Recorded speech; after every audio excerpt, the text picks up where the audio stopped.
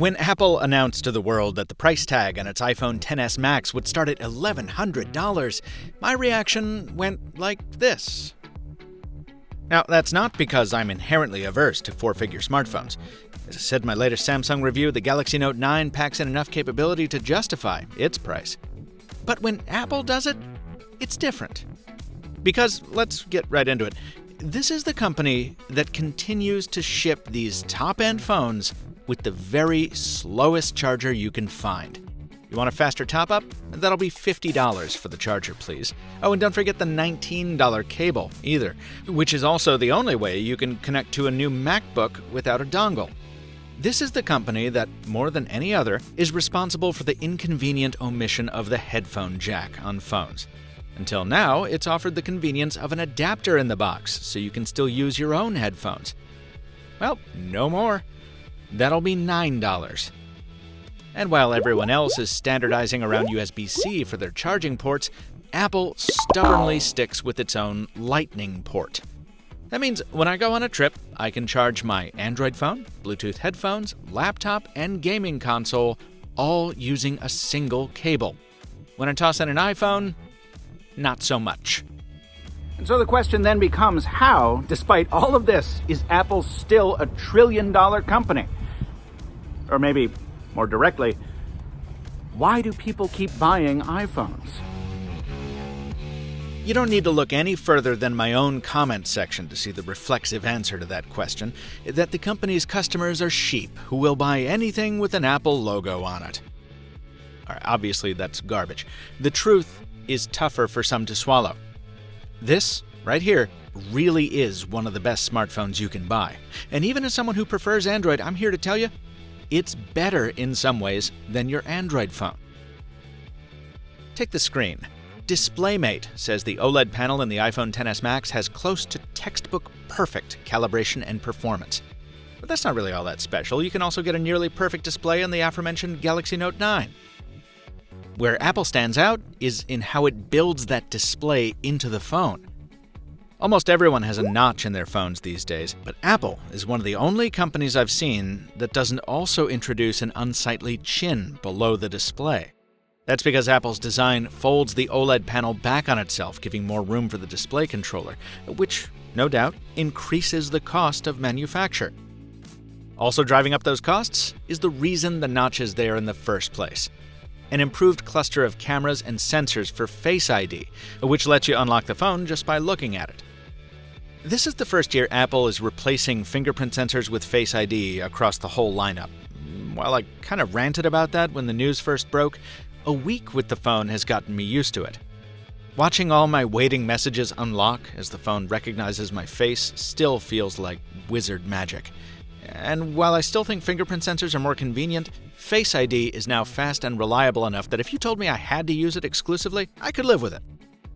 Also faster and more reliable, wireless charging, which I had to use in a hotel room recently because I'd forgotten to pack a lightning cable.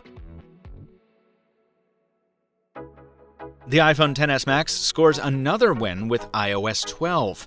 Gestures were introduced in last year's iPhone X, but they've been honed here. It's now much easier to trigger reachability with a swipe down on the gesture bar, which brings notifications within range of your thumb. Those notifications are also now grouped into batches by app, making them much easier to deal with. I've really gotten into the swing of fast app switching by swiping on the gesture bar, and it's just as handy today as it was when Palm first introduced it back in 2009.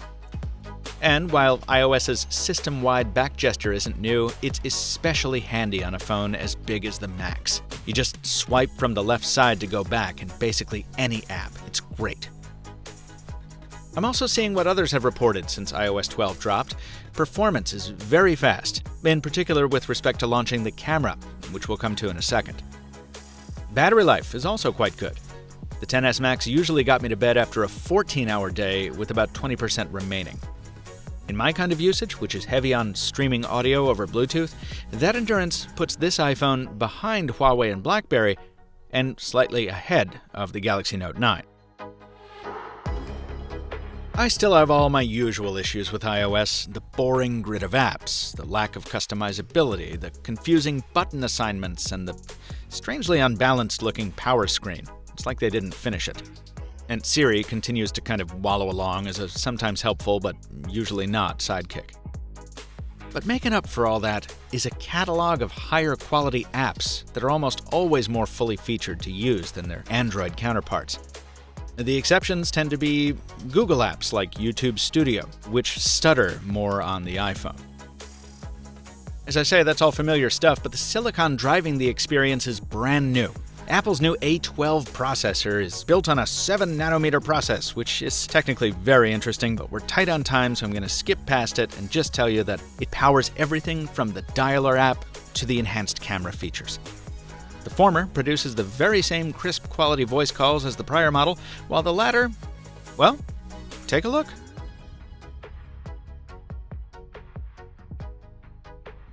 To give the iPhone XS Max the full credit it deserves, this is a camera I'd trust with almost any task I usually come upon. And as you saw before, that includes filming a walk and talk on a suburban sidewalk. The ad spot you'll see at the end of this video has some excellent slow-motion clips from the XS Max to go along with this one.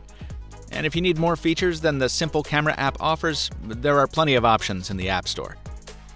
But by now, you've probably heard of the strange beautification effects the new HDR mode has on selfies. More annoying to me is that this phone still doesn't do portrait shots any better than most. Glasses or headphone wearers be forewarned. And even though the lighting effects are now apparently out of beta, well, it doesn't always seem like it. Anecdotally, in some side-by-side shooting with the Galaxy Note 9, I found colors more accurate and appealing from the Samsung device, a sentiment many of you agreed with on Instagram. And I found Google's Pixel 2 still gave me the more visually satisfying shots on the whole, even if it's using heavy processing to do it. There's so much more to say about the iPhone XS Max, and if you want a true deep dive by the very epitome of an Apple connoisseur, I learned a ton from Rene Ritchie's 26-minute video over at Vector, which I'll link you to in the description, along with the written review at iMore. But as happy as the iPhone XS Max will make the devout Apple user, I just can't get past that price tag. Look, there are great arguments for the Apple ecosystem, from the awesome backup and restore to the focus on privacy. And more shallowly, this phone just looks and feels so good. But we used to be able to buy these benefits for like half of what the iPhone XS costs. And we used to enjoy more attention to detail in return. Those portrait errors I talked about, the curious asymmetry of the bottom speaker grills, the way you can barely feel the joint between the steel rail and the glass back on your palm. I mean, those are tiny little quibbles, yeah, but they're exactly the kind of details that Apple of old used to obsess over to justify its prices. Forgive the generalization, but the new Apple just seems to be happy charging you more, while in some ways offering you less. While I'm sure the company is right that many people are already plunking down the dollars for that privilege, it's not for me. Not when there are phones across the aisle in the Android world that cost almost universally less, offer a much wider array of exciting diversity, and which, most importantly, let you live your mobile life your way. And just like I said on the Galaxy Note 9 review, a glass phone is still a glass phone.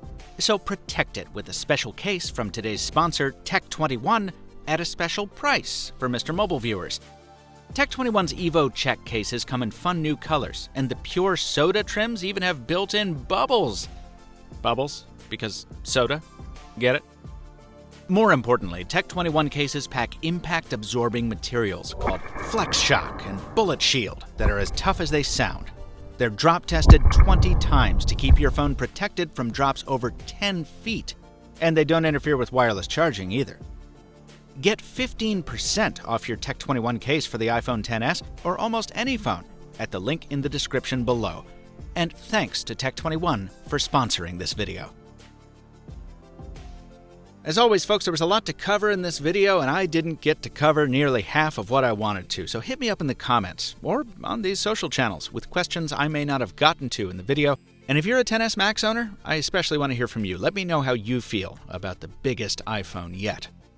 Until next time, thanks for watching, and stay mobile, my friends.